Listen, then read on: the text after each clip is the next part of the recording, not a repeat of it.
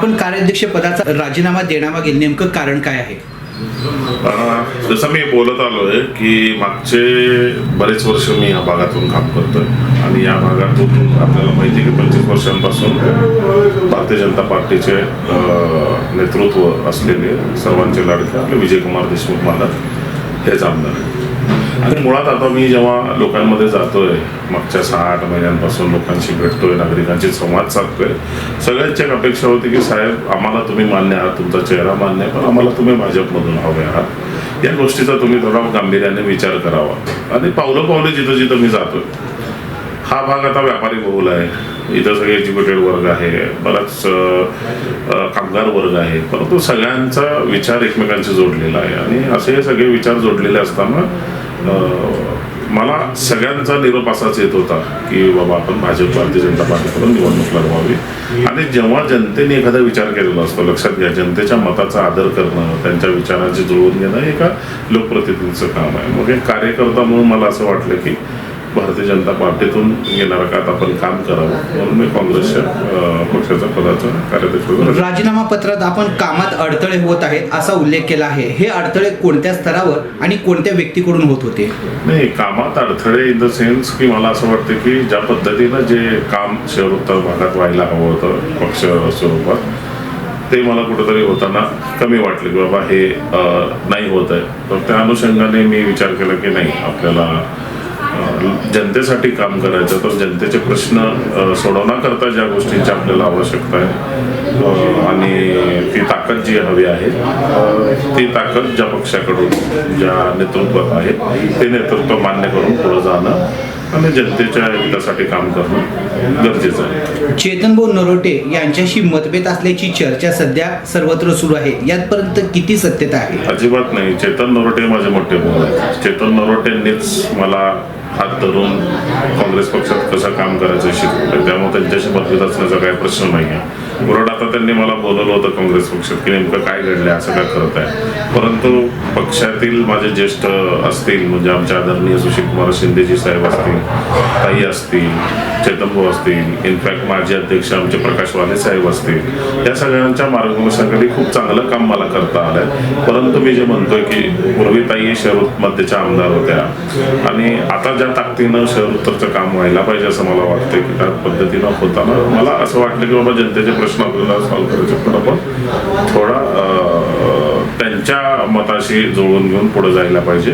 त्यामुळे काँग्रेस पक्षाची कोणाशीही काही वाद मतभेद कसल्याही प्रकारचा असण्याचं काही कारण नाही.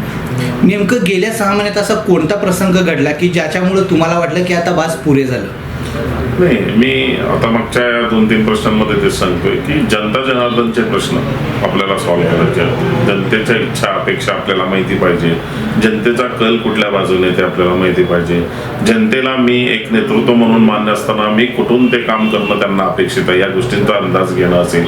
जनतेची संवाद साधताना जर मला जनता म्हणत असेल की बाबा साहेब आम्हाला तुम्ही अपक्षातून आहात, जरा विचार करा, म्हणजे मी वेगवेगळ्या भागात आज फिरतोय, जातोय, लोकांशी संवाद साधतोय, तेव्हा लोकांची एक अपेक्षा माझ्याकडून की बाबा तुम्ही साहेब भारतीय जनता पार्टीतून निवडणूक लढवा. आणि भारतीय जनता पार्टीचं जी पद्धत आहे, ज्या मेरिट बेसिसवर निवडणुका लढवल्या जातात, त्याच पद्धतीनं इथं जनतेचं पण मत कन्सिडर केलं जातं आणि त्याच पद्धतीनं पुढे जावं. सर्वीकडे अशी चर्चा आहे की हा आपला राजीनामा एक गटबाजीचाच राजीनामा आहे असं म्हटलं जातं. त्या संदर्भात मला वाटत नाही त्या बोलण्यामध्ये काही तथ्य आहे.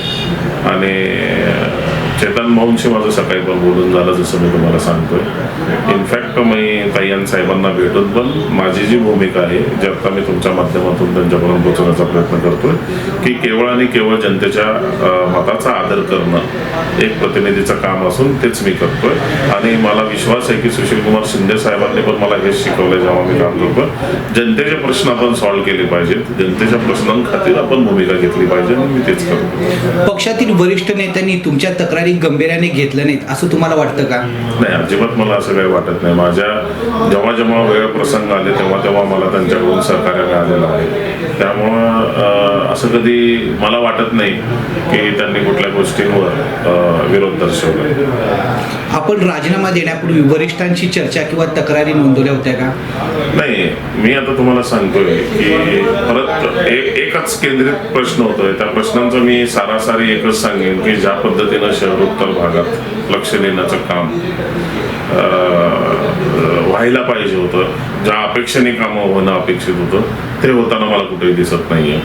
आणि हे जर प्रश्न सुटत नसतील जनतेचे की ज्या माध्यमातून काम होत नाहीये असं मला वाटत असेल, तर तिथे मला कुठेतरी जनतेच्या मताचा आदर करून निर्णय घेणं भाग वाटलं.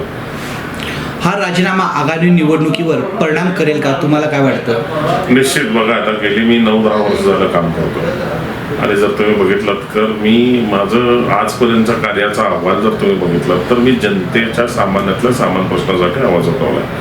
मग जनतेच्या अधिकारांसाठी प्रश्न उठवलाय. शासन आपल्या दारीसारखे प्रोग्राम राबवले जिथे मी लोकांसाठी बांधकाम कामगार कार्ड करण्यापासून बांधकाम कामगार कार्डातील ज्या योजना लोकांपर्यंत पोहोचवण्याचं काम प्रभावीपणे केलेलं आहे. शिवाय ई श्रम कार्ड सारखं काम केलेलं आहे. लोकांना हॉस्पिटलच्या ज्या सुविधा MJBJY सारख्या सुविधांमधून मिळायला पाहिजे.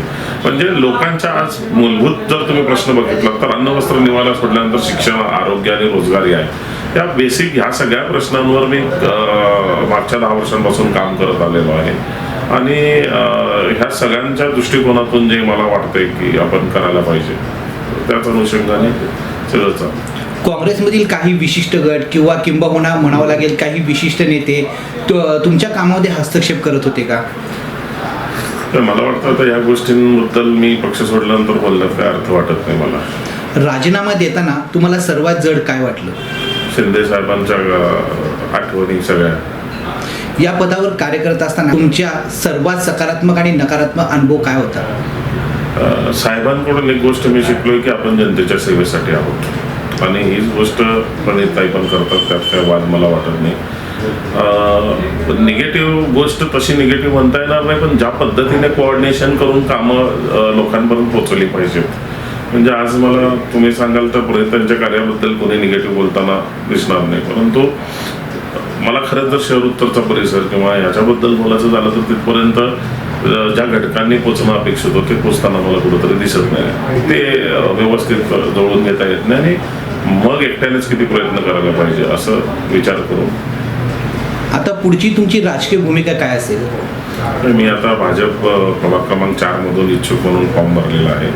तिकडून उमेदवारीसाठी अर्ज केलेला आहे आणि निश्चित तुम्हाला माहिती आहे की आमदार विजयकुमार देशमुख असतील, पक्षातले वरिष्ठ असतील, पक्षातले इतर सदस्य असतील, ते विचारपूर्वक निर्णय घेऊन नक्की मला उमेदवारी देतील हा विश्वास मला आहे.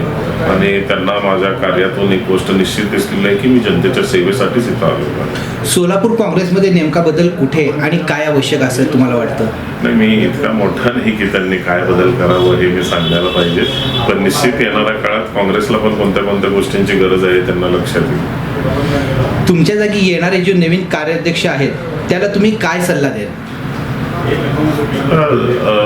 मला वाटेल कुठं तर जबाबदारींचं योग्य बायफर्केशन होणं गरजेचं आहे आणि ते होत असेल तर काम करणं खूप सोयीचं होईल असं मला वाटतंय. ओके, धन्यवाद सर. थँक्यू.